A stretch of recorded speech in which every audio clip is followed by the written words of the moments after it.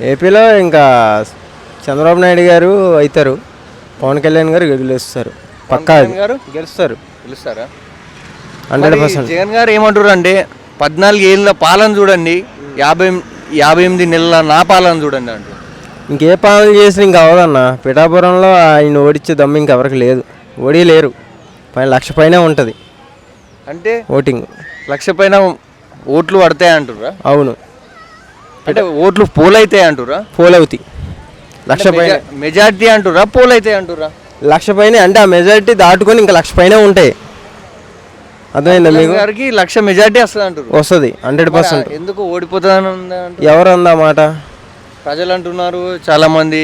వాళ్ళ ఇప్పుడు వైసీపీ కార్యకర్తలు కానీ వైసీపీ ఎమ్మెల్యేలు కానీ ఇప్పుడు ఒక్కొక్క పార్టీ ఒక్కొక్కటి ఉంటుంది అన్న. ఆ పార్టీ వాళ్ళకి కొంతమంది వాళ్ళ తరపున వాళ్ళు ఉంటారు కాబట్టి వాళ్ళే మాట్లాడుకుంటారు, ఎవరిది వాళ్ళకి గొప్ప ఉంటుంది. అట్లాగే మా పవన్ కళ్యాణ్ మాకు గొప్ప. సో ఆయన ఓడించేవాళ్ళు ఇప్పుడు ఎవరు రారు. ఇంతకుముందు అంటే వేరు. ఇప్పుడు అక్కడ నుంచి పోటీ చేసిన పిఠాపురం అంటే అసలు మామూలు విషయం కాదు అది. అక్కడ వాళ్ళు అందరూ కూడా చేయకోసుకున్నా సరే జై పవన్ కళ్యాణే అంటారు, అంత పిచ్చి. మరి ఓడిపోతున్నారని టాలీవుడ్ యాక్టర్స్ను అక్కడికి ప్రచారానికి రమ్మంటున్నారని తెలిసింది. ఇంకెవరు వచ్చినా ఏది వచ్చినా సరే పవన్ కళ్యాణ్ గెలుస్తాడు భయ్య. కాబట్టి బెట్టిగా నేను బెట్టిగా వస్తాను నీతో నేను. అది పవన్ కళ్యాణ్ ఓడిచ్చే దమ్ము ఇంకెవరికి లేదేగా. ఏమైనా సీఎంగా అడిగే ఛాన్స్ అవకాశం ఉందా పవన్ కళ్యాణ్కు ఒకవేళ మా కూటమి వాళ్ళు గెలిస్తే?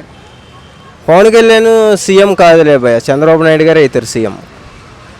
ఎందుకు అనుభవం లేదంటారా పవన్ కళ్యాణ్? అనుభవాన్ని కాదు, సీఎం సీట్ అంటే ఎవరు పడతారు కూర్చునేది కాదు, దానికంటే ఒక అధికారం ఉండాలి. చంద్రబాబు గారు అంటే ఆ మైండ్ సెట్ వేరు, ఆయన చేసే పని వేరు. ఇప్పుడు హైదరాబాద్ ఇంత సహం డెవలప్ అయిందంటే చంద్రబాబు నాయుడు గారు. విజయవాడ కూడా డెవలప్ అయిందంటే ఇప్పుడు మన బెన్ సర్కిల్ దగ్గర కానీ అమ్మవారి గుడి దగ్గర కానీ ఆ 5 అవర్లు వచ్చింది ఎవరి వల్ల? చంద్రబాబు నాయుడు గారి వల్ల.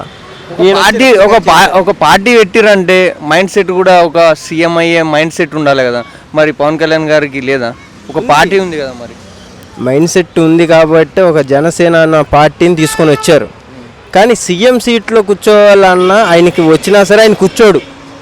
ఆయన ఏంటంటే ఆయనకు ప్రతి ఒక్కదాని మీద అవగాహన లేదా? అవగాహన ఉంది కానీ ఆయన కూర్చోడు. చంద్రబాబు నాయుడు గారే కూర్చుంటారు. ఆయన కూర్చోకుండా జనాలకి ఎక్కడైతే ఏ ప్రాబ్లం ఉందో ఈయన దగ్గరుండి వెళ్ళి చూస్తాడు. That is Pawan Kalyan. అది అంటే పాలన చూస్తాడు కానీ చేయలేడా? ప్రజలు ఉన్నారు కదన్నా, ఇప్పుడు వాళ్ళకి ఎక్కడ ప్రాబ్లం ఉంటే అక్కడ పవన్ కళ్యాణ్ ఉంటాడు. మరి చంద్రబాబు గారికి ఎక్కువ సీట్లు వచ్చి ఆయనకు అసలు పవన్ కళ్యాణ్తో అవకాశం లేకుండా ఆయన సీఎం అయి పవన్ కళ్యాణ్కు కొన్ని రోజుల్లో విభేదాలు వచ్చి పదవులు ఇవ్వకపోతే ఇప్పుడు పవన్ కళ్యాణ్ గారు పొత్తు వచ్చారు కాబట్టి తెలుగుదేశం గెలిచిద్ది. అర్థమైందా? మరి ఎక్కువ ఎమ్మెల్యే సీట్లు గెలిచినాక పవన్ కళ్యాణ్ గారిని విభేదిస్తే అది ఇంకా చూడాలి, ఇంకా టైం ఉందిగా, ఏమైద్దా అని మాకు కూడా సస్పెన్స్గా ఉంది. అది మరి జగన్ గారు అసలు వాలంటరీ వ్యవస్థ మాత్రం అయితే అసలు దేశంలో ఎక్కడ లేని జాబులు నేను సృష్టించా అని చెప్తున్నాడు. ఆయన సృష్టించాడు కాదంటలా, కొంతమందికి ఇచ్చాడు, కొంతమందికి రాలేదు.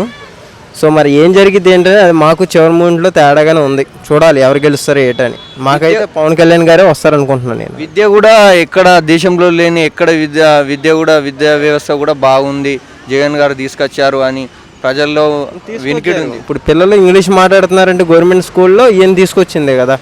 కొన్ని మంచిగానే చేశాడు అన్న, కాకపోతే కొన్ని మిస్టేక్లు రీసెంట్ ఏం కావాలి.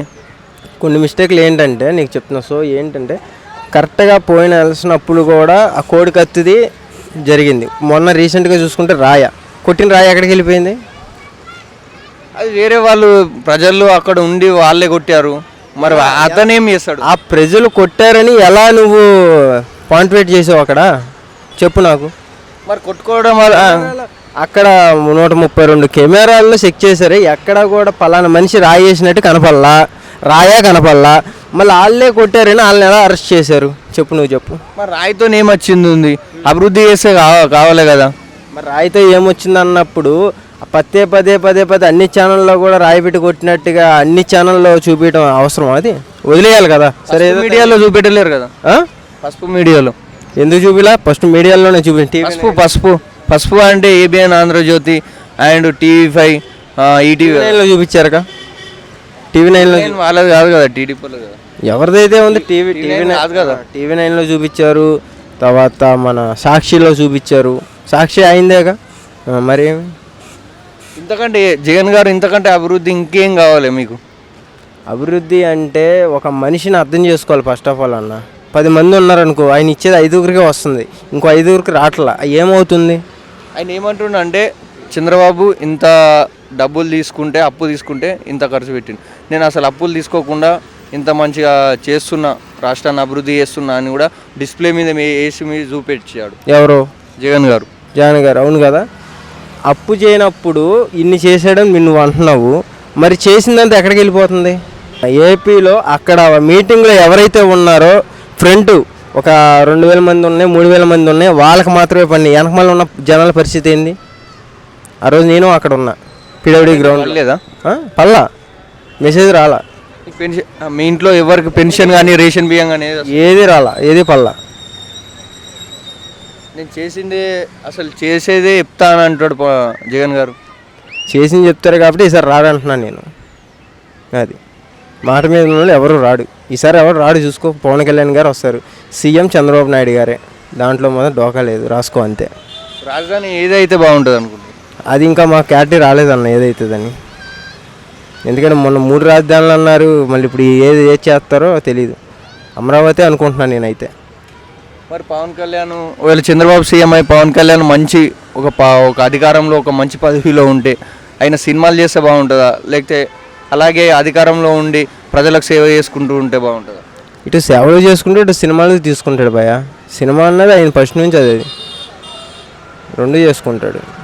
ఇటు ఫ్యాన్స్ నచ్చాడు, అటు జనాల్ని బాధ పెట్టాడు. పిఠాపురంలో అయితే ఈసారి ఎమ్మెల్యేగా చూడబోతున్నామా? పక్కా, దాంట్లో మాత్రం డోకా లేదు.